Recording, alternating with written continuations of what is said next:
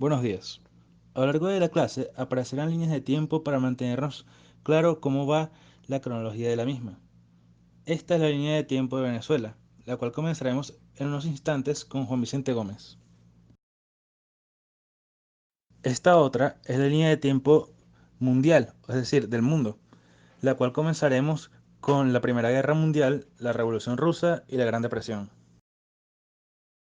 Ok, antes de hablar de Gómez, hay que mencionar que este periodo de tiempo es el periodo de construcción del Estado venezolano, de 1900 a 1935. Estos son los años donde se fundamenta la Venezuela que conocemos hoy en día. Aquí se acaba el caudillismo y las constantes guerras civiles que plagaron el país durante el siglo pasado, se unifica el poder político y militar, aumenta la comunicación interna gracias a la construcción de carreteras y la implementación del telégrafo, y el hecho más importante, por supuesto, es la aparición del petróleo. Vicente Gómez. Gómez accede al poder luego de dar un golpe de estado a Cipriano Castro en 1908 y continuó en el poder hasta su muerte en 1935. Tenía como consigna la unión, la paz y el trabajo, y un ideario de cesarismo democrático, es decir, que consistía en legitimarse en el poder mediante elecciones una y otra vez. Gómez imponía el orden aunque sus métodos eran bastante represivos. Durante su periodo, ejecutó una importante construcción de vías de comunicación, promulgó leyes de hidrocarburos para la industria petrolera y tuvo un férreo control de las Fuerzas Armadas al institucionalizarlas.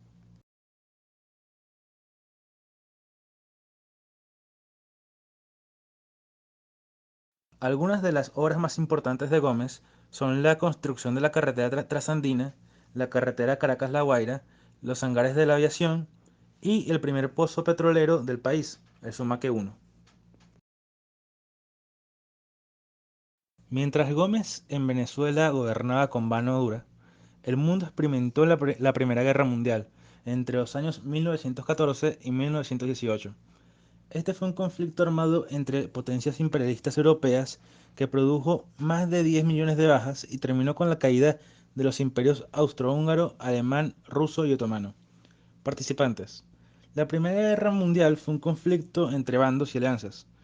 Antes de la guerra existía la Triple Entente con Francia, Reino Unido y Rusia, y la Triple Alianza con Alemania, Austria-Hungría e Italia. Conforme avanzó el conflicto, se unieron más potencias terminando con dos bandos: los aliados, con Francia, Reino Unido, Rusia, Serbia, Bélgica, Canadá, Portugal, Japón, Estados Unidos e Italia, que traicionó a la Triple Alianza. El otro bando fue la coalición de las potencias centrales, compuesto por el Imperio Austrohúngaro, el Imperio Alemán y Bulgaria. ¿Cómo sucedió la guerra? Una vez el heredero del Imperio Austrohúngaro fue asesinado en Serbia, el Imperio Austrohúngaro le declara la guerra a este país, a Serbia. Serbia, al ser aliada del Imperio Ruso, este mismo le declara la guerra al Imperio Austrohúngaro. El Imperio Austrohúngaro es aliado de Alemania, el Imperio Alemán, y este otro le declara la guerra al Imperio Ruso. Francia, al ser aliado del Imperio Ruso, le declara la guerra a Alemania y ya estaban los actores principales dentro del tablero de ajedrez que se fueron uniendo más y más potencias hasta que terminó en una guerra mundial total.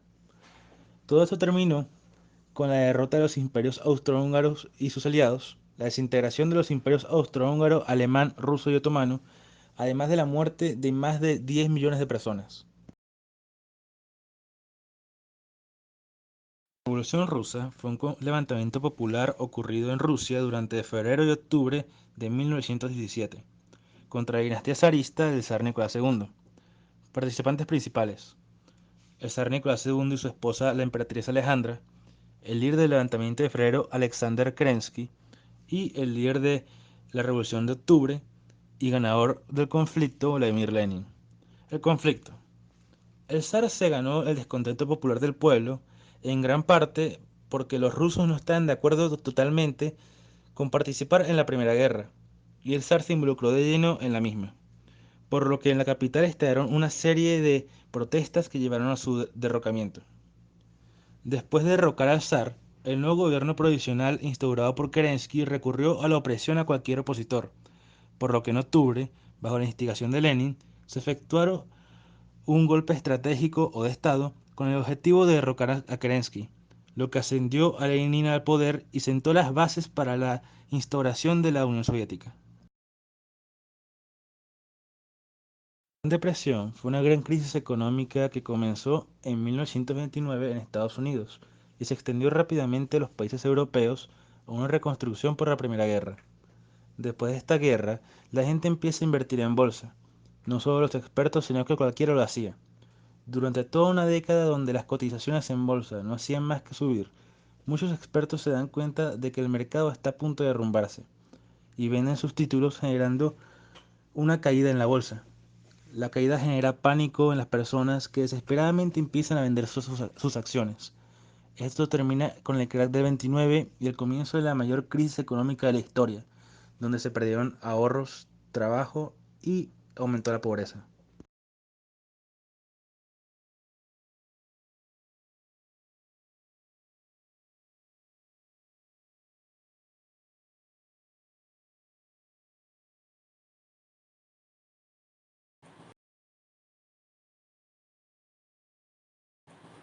Bueno, entonces ahora llegamos a Isaías Medina Angarita, 1941-1945.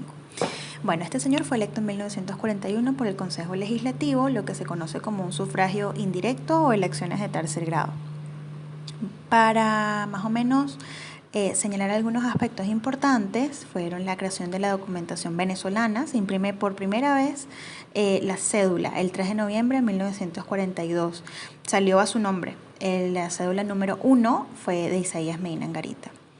Permitió el voto de las mujeres en elecciones de concejales, aprobó la construcción de una nueva sede de la Universidad Central de Venezuela, esto lo hizo junto a Carlos Raúl Villanueva.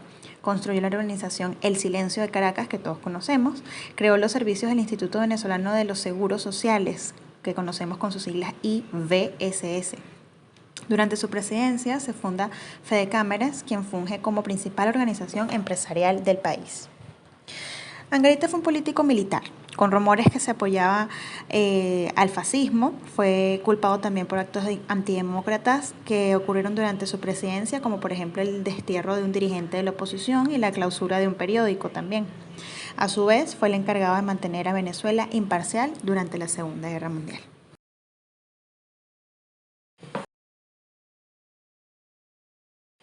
Bueno, entonces llegamos a la Segunda Guerra Mundial. Durante el mandato de Medina Angarita en Venezuela, en el mundo estaba ocurriendo la Segunda Guerra Mundial, de 1939 a 1945. Esto estaba ocurriendo en paralelo, ¿no?, a Venezuela. Entonces, bueno, inicia con el fin de la Primera Guerra Mundial, cuando los países victoriosos imponen el conocido Tratado de Versalles a los países perdedores. Este tratado humilló muchísimo a los alemanes, ya que salieron bastante perjudicados. Y bueno, esto aunado a la depresión de los Estados Unidos, el crack afectó mucho a los ciudadanos alemanes, los que dio como resultado un pueblo resentido, ¿no?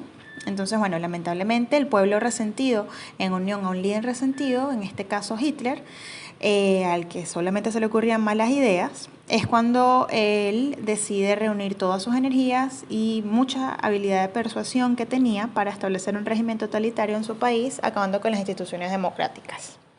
Este fue uno de los primeros eventos o acciones que tomó Hitler, ¿no? También hizo una amenaza de desencadenar una guerra en Europa, a menos de que se le cediera en la zona fronteriza con Checoslovaquia. Todo esto se conversó y hubo una reunión con los primeros ministros de Francia, Reino Unido e Italia, en donde no se invitó a los representantes de Checoslovaquia. Y bueno, llegaron a un acuerdo que al año siguiente se incumple por Hitler, apoderándose de toda Checoslovaquia, y bueno, así empieza toda la desgracia de la Segunda Guerra Mundial. Para que sepan más o menos los actores principales que debemos recordar de este evento, bueno, Italia y Alemania, que fueron las dos fuerzas fascistas que habían estado unidas desde 1936 y ellas se denominaban Eje Roma-Berlín. Ahí estaba Benito Mussolini, ¿no? Y para 1939 se une Japón a este Eje Roma-Berlín.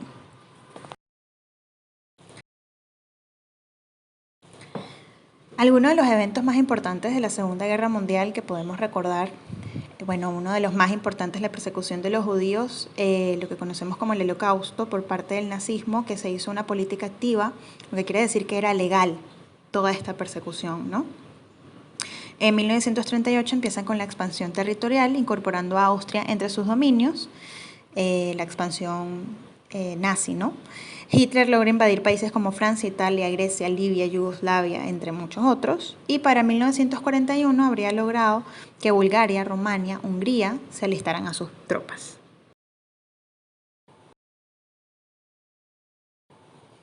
Llegamos entonces al evento de la Guerra Fría en 1945, que fue más tarde. Llegamos a este suceso en particular. Los que conocíamos entonces en alguna oportunidad como los aliados ahora se enfrentan de una manera, digamos, prudente. Les estamos hablando de Estados Unidos y la Unión Soviética. Ellos llegaron a influenciar y ocupar los países que habían liberado de la Segunda Guerra Mundial con sus intereses políticos, económicos y territoriales. Por su parte, Estados Unidos llega a la Europa occidental con su democracia liberal y por otra parte llega la Unión Soviética a la Europa oriental con su democracia popular.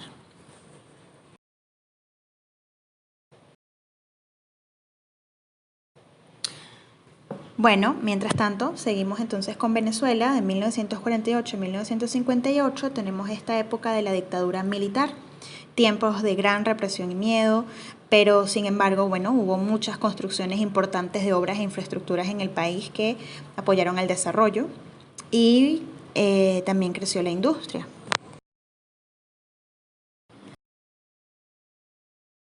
Tenemos a Marcos Pérez Jiménez. Estuvo de 1948 a 1958 y su mandato empezó de esta manera. Luego de que el golpe de Estado de Medina Angarita en 1945 a 1948, existió una junta revolucionaria de gobierno encabezada por Rómulo Betancourt, que se disolvió con el tiempo.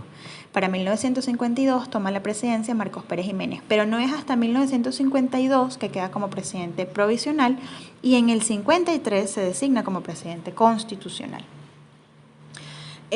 Para hablar brevemente de su gestión de gobierno, bueno, hubo uno de los salarios más altos en la historia, la infraestructura se vio favorecida, se construyeron industrias básicas, se creó una política migratoria, la creación de la autopista La Guaira-Caracas, el teleférico de Caracas-La Guaira, bueno, entre otras obras muy importantes.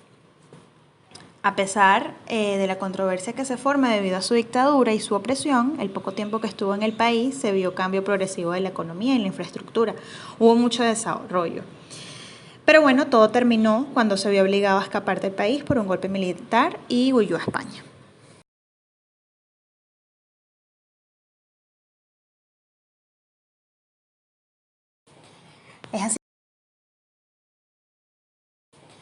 Es así como llegamos entonces nuevamente a Venezuela y nos encontramos en el periodo democrático, de 1958 a 1998. Básicamente fue época en donde se creó la OPEP, se nacionaliza el petróleo, crisis de deuda extranjera, bueno, el modelo bipartidista que vamos a observar ya en breve entre Acción Democrática y COPEI y el crecimiento del bienestar social.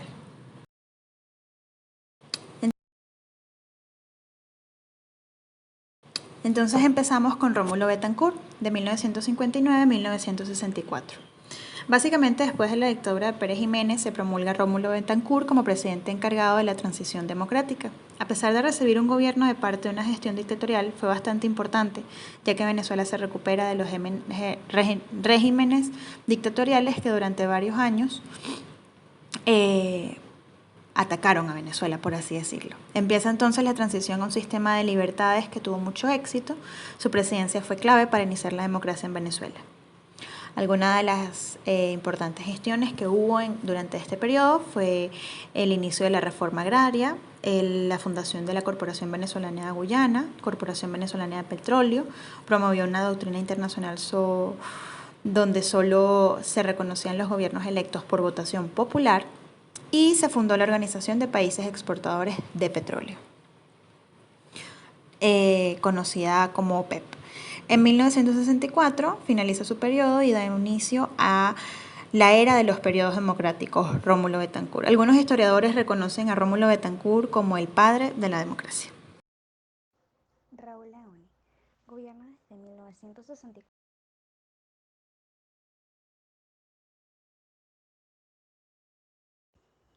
Rafael,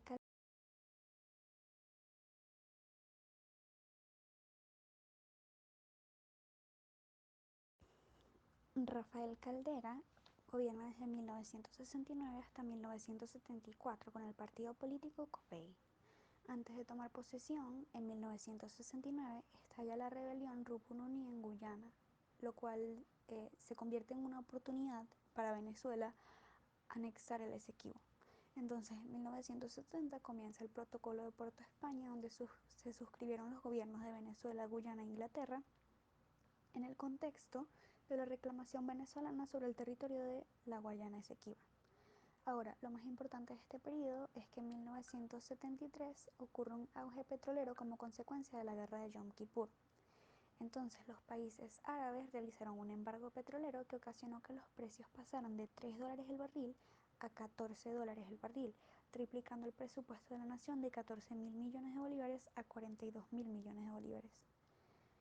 Luego, en su gobierno se hicieron varias obras públicas, como lo son el desarrollo del Parque Central, el Poliedro de Caracas e inicia la construcción del Metro de Caracas. Carlos Andrés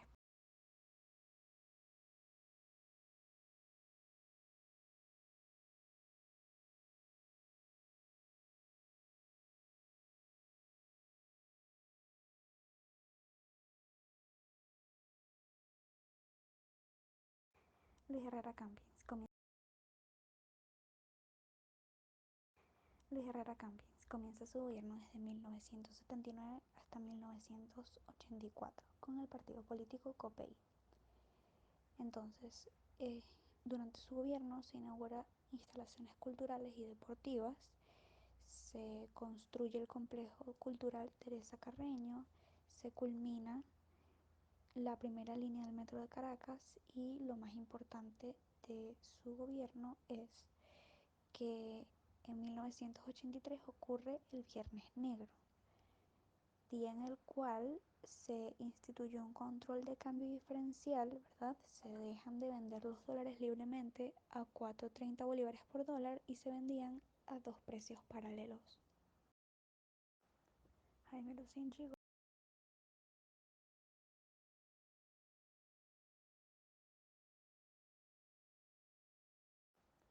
Jaime Lucinchi gobierna desde 1984 hasta 1989. Su partido político, como ya deberían saber, es Acción Democrática. ¿Y por qué digo que ya deberían saberlo? Porque si se han dado cuenta, desde que comenzamos este periodo democrático, en Raúl Leoni había un bipartidismo, ¿verdad? Que, en el que básicamente dos partidos, que son Acción Democrática y COPEI, han alternado las presidencias. Es decir, primero gobierna Acción Democrática, luego gobierna COPEI, luego Acción Democrática, luego COPEI. Entonces, el presidente anterior correspondía a COPEI, por lo tanto a Jaime Lucinchi le toca Acción Democrática. Bueno, durante su periodo, en 1987, ocurre el incidente de la corbeta Caldas, que es básicamente una disputa en Luis Herrera Campi. Jaime Lucinchi gobierna desde 1984 hasta 1989. Su partido político, como ya deberían saber, es Acción Democrática. ¿Y por qué digo que ya deberían saberlo? Porque si se han dado cuenta, desde que comenzamos este periodo democrático, en Raúl Leoni había un bipartidismo, ¿verdad? Que, en el que básicamente dos partidos, que son Acción Democrática y COPEI, han alternado las presidencias.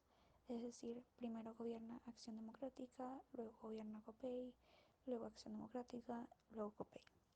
Entonces, el presidente anterior correspondía a COPEI, por lo tanto a Jaime Lucinchi le toca Acción Democrática. Bueno, durante su periodo, en 1987, ocurre el incidente de la corbeta Caldas, que es básicamente una disputa entre Colombia y Venezuela por un territorio que no estaba definido. Durante su gobierno disminuye la mortalidad infantil, el analfabetismo pasa del 49% a menos del 20% y se aumenta la esperanza de vida del venezolano en 5 años. Se constituye la Comisión para la Reforma del Estado, que es la COPRE, para el sufragio de gobernadores y la institución del alcalde municipal. Además que durante su gobierno se construye la línea 2 del metro de Caracas, el Hospital Domingo Luciani, la segunda fase de la central hidroeléctrica del Guri, entre otras.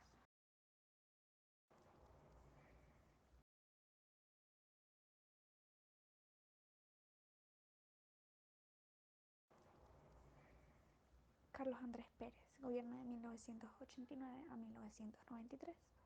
Como ven, dura un año menos en la presidencia y eso lo van a ver por qué luego. Resulta que CAP, ¿verdad? Como respuesta a la recesión económica en la que se sumió el país en los años posteriores al Viernes Negro de 1983, inicia unas medidas, ¿verdad?, que originaron grandes protestas sociales. Estas medidas son conocidas como el Gran Viraje o el paquetazo económico. ¿Y qué más o menos conllevaba estas medidas? La eliminación del régimen de cambios diferenciales, la eliminación de restricciones para las tasas de interés, la eliminación de subsidios y controles de precio, así como el incremento de los precios de la gasolina. Sobre todo este último punto hizo que este mismo año se como que ocurriera una rebelión conocida como el Caracazo, el cual inició en áreas como Guarenas, Guatire, La Guaira, Catialamar y los valles del Tuy. Esto era un grito que sacó a la nación contra la miseria, el hambre y la pobreza creada por el aumento a la gasolina o por en general el paquete de medidas económicas que tomó CAP. Luego, durante su periodo, gracias a la COPRE, ocurren las primeras elecciones directas de gobernadores y alcaldes regionales. También en 1992 ocurren unos golpes de Estado que fueron encabezados por Hugo Chávez, ¿verdad? Estos eran unos golpes de Estado que fueron organizados por militares y en la cabeza estaba ese señor. Al final no se lograron los objetivos del golpe, los rebeldes se rindieron y fueron apresados. Luego, en 1993, Carlos Andrés Pérez es destituido por el Congreso. ¿Okay? Resulta que descubrieron que estaban malversando fondos apoyando a una política y periodista nicaragüense, entonces lo destituyeron. Por último, Rafael Caldera.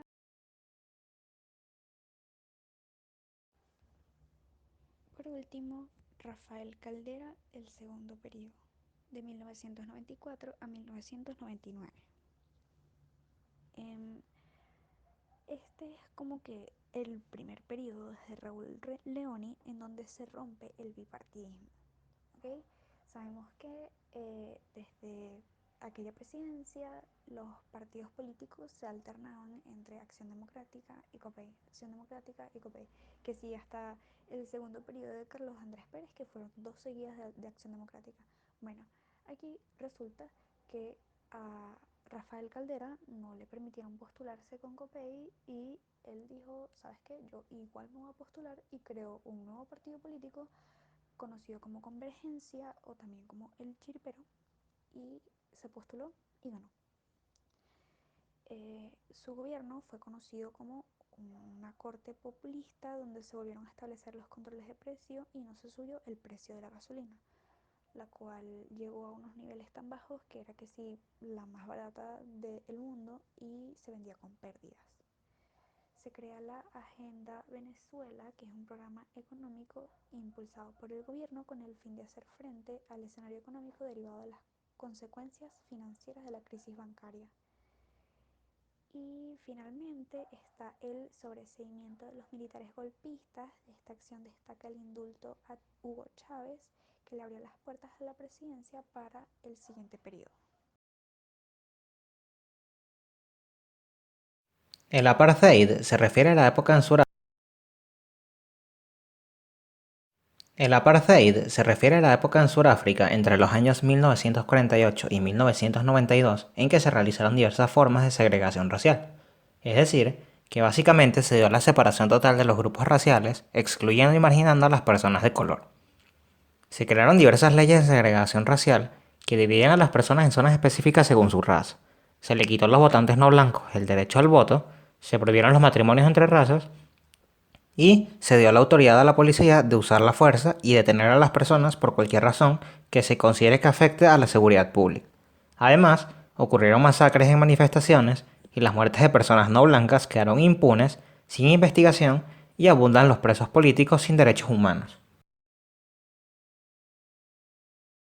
La Guerra de Corea fue un conflicto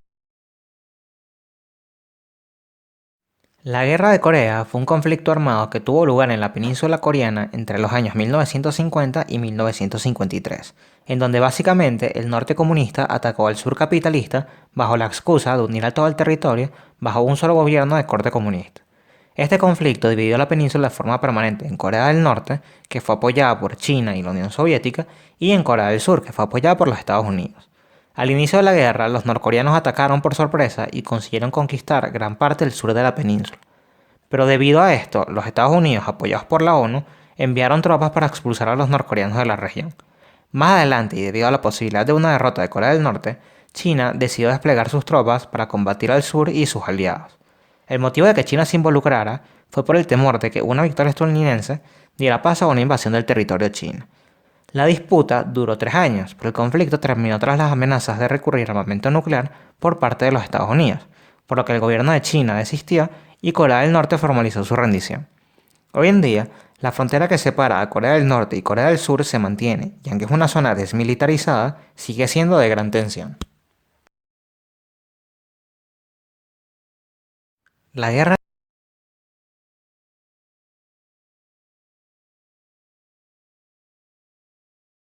La Guerra de Vietnam fue un conflicto armado que ocurrió entre 1959 y 1975 en la península Indochina y que enfrentó a las dos partes en las que se dividía Vietnam.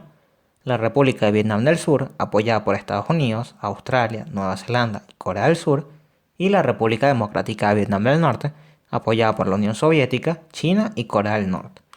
Aunque el Vietnam del Sur era capitalista, había un grupo comunista que operaba en esa zona bajo el nombre Viet Cong, y debido a sus constantes ataques, estalla una guerra civil en Vietnam del Sur que da inicio al conflicto. El Viet Cong dependía de sus aliados del norte, por lo que Vietnam del Norte decide enviar sus tropas, comenzando a realizar ataques a gran escala. Para este momento, la derrota de los survietnamitas era cuestión de tiempo. Al estar en medio de la Guerra Fría, los Estados Unidos apoyó al sur con el objetivo de parar el movimiento comunista, pero esto provocó la participación de China y la Unión Soviética, quienes enviaban armamento militar de última generación a Vietnam del Norte. Más adelante, con la llegada de Nixon a la presidencia de los Estados Unidos, se inician las conversaciones de paz, se retiran las tropas norteamericanas del conflicto y finalmente los norvietnamitas consiguen la victoria. Luego, en 1976, se da la unificación y nace la República Socialista de Vietnam.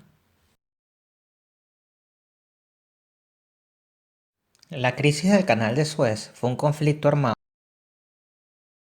La crisis del Canal de Suez fue un conflicto armado que tuvo lugar en Egipto en el año 1956 tras el decreto del presidente egipcio Gamal Abdel Nasser de la nacionalización del Canal de Suez, que para ese momento estaba bajo posesión anglo-francesa, es decir, bajo posesión de Francia y Reino Unido. Esto quiere decir que aunque el canal estaba en Egipto, eran los ingleses y los franceses quienes los operaban.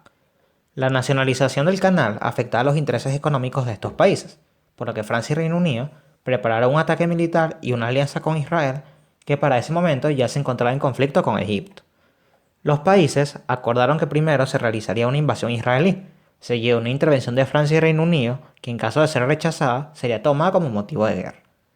Tal y como fue planeado, Egipto rechazó la intervención y se dio al inicio del ataque militar de los ingleses y franceses. Sin embargo, tanto los Estados Unidos como la Unión Soviética estuvieron en contra del ataque por diversas razones.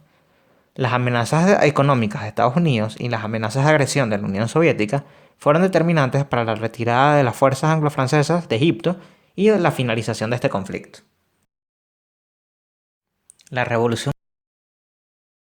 La Revolución cubana fue un movimiento popular que derrocó al gobierno del presidente Fulgencio Batista en enero de 1959. En 1952, el presidente Batista asumió el poder a través de un golpe de Estado y, apoyado por los Estados Unidos, instaló un régimen violento de ideas capitalistas. Castro y sus partidarios implementan en Cuba el régimen socialista y se vinculan política y económicamente con la Unión Soviética, obligando a Batista a huir de la isla. Una vez obtenido el triunfo, Castro ordena ejecutar a muchos de los partidarios de Batista que permanecían en Cuba, lo que produjo una gran preocupación dentro y fuera del país.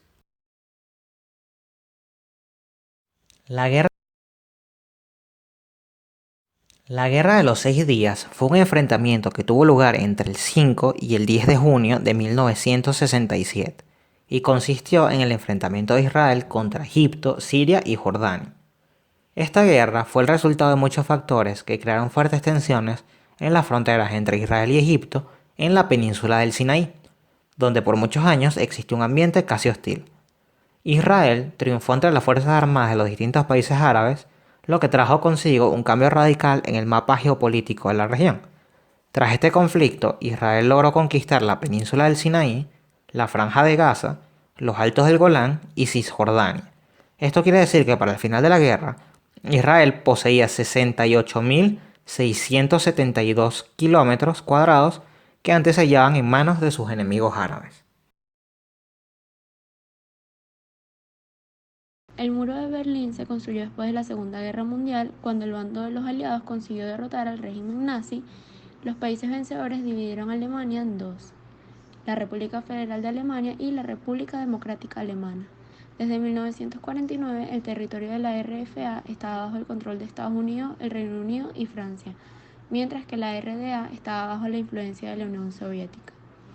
El muro de Berlín dividió a la ciudad y a su población durante casi 3 décadas. Era una estructura de hormigón de casi 120 kilómetros de longitud y unos 3 metros de altura, y el cual lo iban reforzando todos los años para tener mejor vigilancia y evitar las fugas.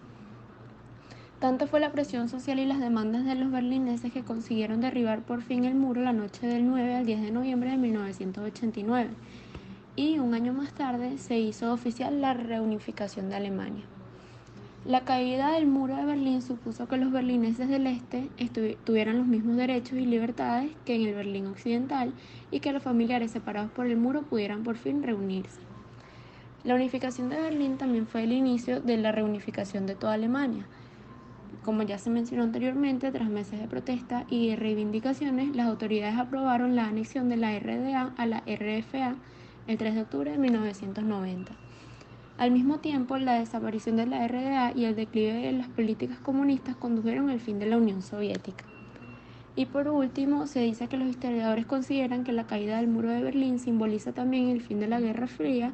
Fue un periodo de tensiones entre Estados Unidos y la Unión Soviética tras la Segunda Guerra Mundial. Ambas potencias estuvieron compitiendo durante mucho tiempo, pero el enfrentamiento nunca llegó a una guerra. 100 días duró la ola de asesinatos que acabó con casi el 11% de la población de Ruanda, al oriente del continente africano, donde vivían 7 millones de personas en 1994. De abril a julio de aquel año, miembros de la etnia Tutsi fueron víctimas de asesinatos de forma planificada, sistemática y metódica a manos de sectores radicales de la etnia Hutu. Aunque la muerte del presidente ruandés la noche del 6 de abril de 1994 dio inicio al genocidio, existían conflictos aún más profundos que se remontan en el periodo colonial del siglo XIX, cuando los belgas tenían el control del país y empezaron a clasificar a la población de acuerdo a su etnia. La inequidad en los beneficios entregados a cada uno de estas fue lo que ocasionó todas estas tensiones. A los Tutsis, que era la etnia que conformaba el 14% de la población, le fueron otorgados mejores empleos por considerar que eran más parecidos a los europeos, mientras que a los Hutus, mayoría en Ruanda, fueron relegados a tareas menos cotizadas. En el año 1962, Ruanda declaró su independencia y, en medio de un pedido de igualdad de derechos, la etnia Hutu tomó el control político del país. Después de 10 años, en 1973, el Hutu Juvenal, que llegó a la presidencia mediante un golpe de Estado. Las tensiones entre las etnias seguían O sea, seguían muy fuertes y por esta razón el gobierno y la guerrilla del Frente Patriótico Rwandés, formado por los rebeldes Tutsis, firmaron un acuerdo de paz, pero su aplicación se retrasó mucho porque había muchos que no aceptaban los términos del mismo.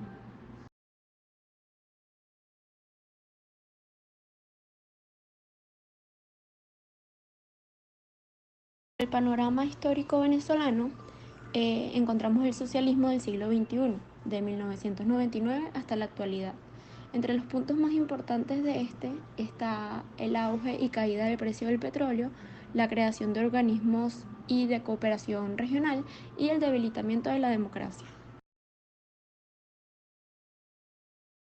Comenzamos con el presidente Hugo Chávez, 1998-2013. El presidente Chávez ganó las elecciones en 1998 y el 10 de enero de 1999 se juramenta presidente de Venezuela. Voy a nombrar algunas de las cosas más importantes que pasaron durante su presidencia. Poco después de llegar al poder, convoca para el 15 de diciembre de 1999 un referendo constitutivo, el cual ganó con bastante éxito y le sirvió para ampliar el periodo presidencial, convocar elecciones para todos los poderes públicos, entre otros. En diciembre de ese mismo año ocurre una de las peores tragedias de la historia de Venezuela, conocido como el deslave de Vargas, que fueron días de fuertes lluvias que trajo como consecuencia el colapso e inundaciones del estado Vargas, dejando a más de 20.000 muertos y muchas personas damnificadas. Para abril de 2002, el presidente Hugo Chávez cambió la directiva de PDVSA, lo cual trajo protestas intensas y despidieron a muchos gerentes de esa empresa. Como consecuencia de estos despidos, el 9 de abril empezó un paro por parte del sector obrero como muestra de apoyo a los empleados que habían despedido. El 11 de abril de ese mismo año hubo una marcha bastante violenta dejando a varios heridos y tenía como destino ir a Miraflores. Al día siguiente, el 12 de abril, después de lo ocurrido, el presidente Chávez se entrega y esa misma noche se juramenta a Pedro Carmona como presidente tras darle un golpe a Chávez. Pero eso no duró mucho porque el 14 de abril Chávez retoma la presidencia ya que había muchas personas que estuvieron en descontento con su entregada. Desde diciembre del 2002 hasta febrero del 2003 hubo el gran paro petrolero como consecuencia de todo lo ocurrido del 2002, de los despidos, y todo esto fue auspiciado y protagonizado por la oposición del gobierno, Fede Cámaras, Confederación de Trabajadores de Venezuela, entre otros que no estuvieron a favor. Para el año 2004 ocurre el Tratado del ALBA, que era un tratado de una alianza bolivariana para pueblos de América, donde su misión era la lucha contra la pobreza y la exclusión racial. Era considerado una ideología izquierdista. Hablando un poco del periodo de 2007-2013, aquí se terminan de establecer las misiones sociales del Sistema Nacional de Misiones en las áreas de educación, trabajo, salud, vivienda, seguridad, servicios básicos, alimentación, entre otros. Para este mismo año también ocurren las expropiaciones de empresas privadas, entre ellas está PDVSA, Sidor, Cantv, Banco Federal, entre otras. Para ese mismo año 2007 reformó la Constitución, de los cuales 33 de los 350 artículos fueron modificados y la posibilidad de reelección ilimitada. Y finalmente, el 5 de marzo del 2013 se da a conocer la noticia del fallecimiento de Hugo Chávez.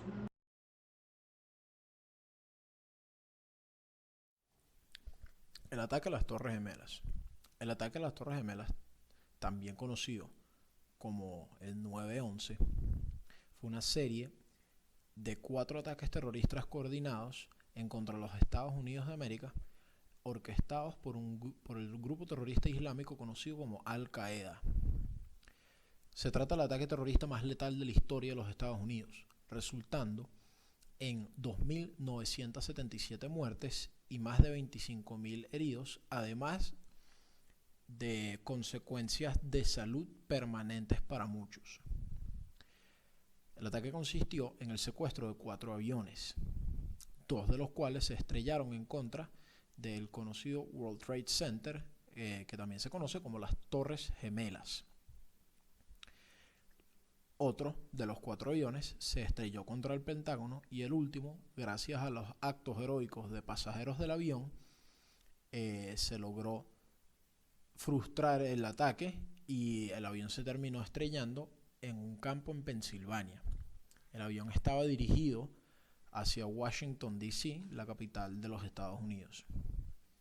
La consecuencia principal de este ataque fue la guerra de Afganistán y la guerra en contra del terror.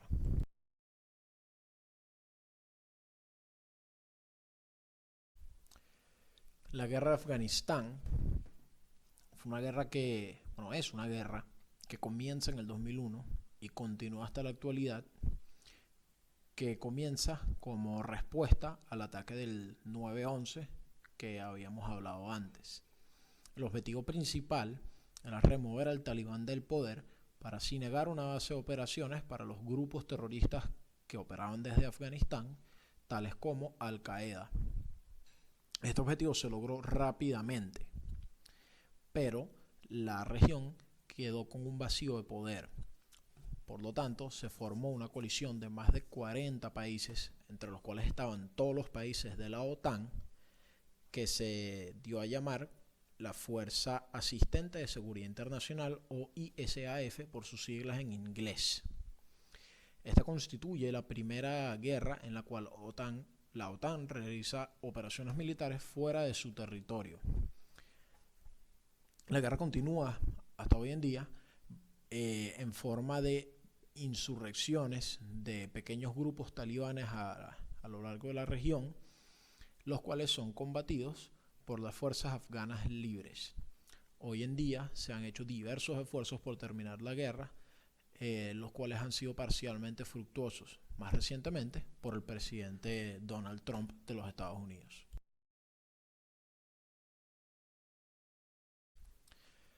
El conflicto en la Franja de Gaza es parte del conflicto israelí-árabe que viene sucediendo desde que se conformó el Estado israelí después de la Segunda Guerra Mundial, y es específicamente el del que vamos a hablar, es el conflicto que tomó lugar del 2008 al 2009.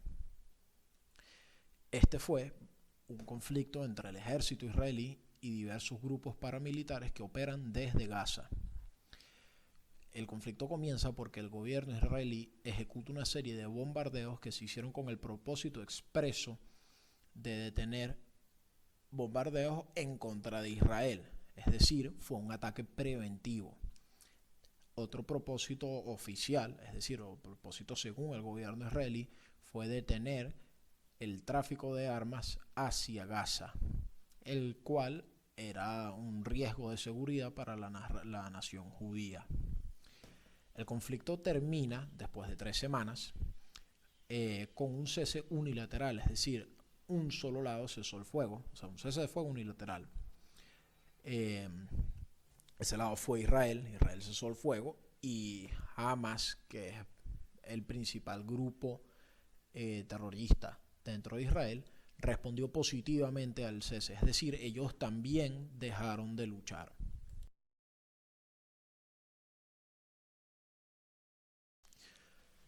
La Primavera Árabe fue una serie de protestas, levantamientos y rebeliones armadas antigobierno que se esparcieron por gran parte del mundo árabe en los años 2010 tempranos. Específicamente en el 2011 comenzó el fenómeno. La Primavera Árabe comenzó en el país de Túnez en forma de protestas pacíficas. Después se esparce a Libia, Egipto, Yemen, Siria y Bahrein. Comienza en Túnez, en la ciudad de Sidi Bouzid, luego de que un vendedor de verduras se prendiera en fuego en acto de protesta. Las causas de la Primavera Árabe son varias.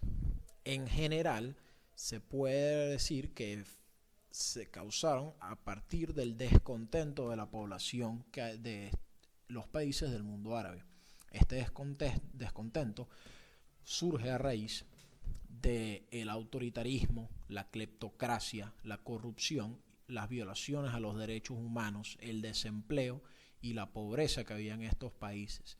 Es decir, no solo eran los regímenes que gobernaban estos países autoritarios y déspotas, sino que la situación económica de los ciudadanos del mundo árabe estaba muy mal. Entonces se hicieron estas protestas para conseguir más libertades, tanto cívicas como económicas. Las consecuencias de la primavera árabe son muy grandes y son consecuencias que se siguen viendo hoy en día. Esas consecuencias se conocen como el invierno árabe, el cual se caracterizó por ser una ola de violencia, inestabilidad y declive económico.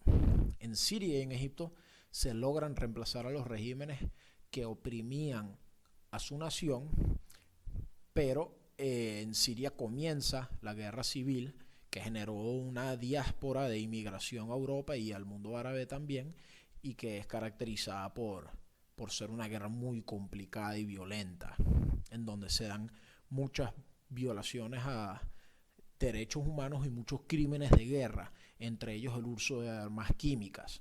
En Libia también comienza la guerra civil de Libia y lo mismo sucede en Yemen. En resumen, se buscaba mejorar la situación del mundo árabe, pero desafortunadamente lo único que se logró fue lo contrario.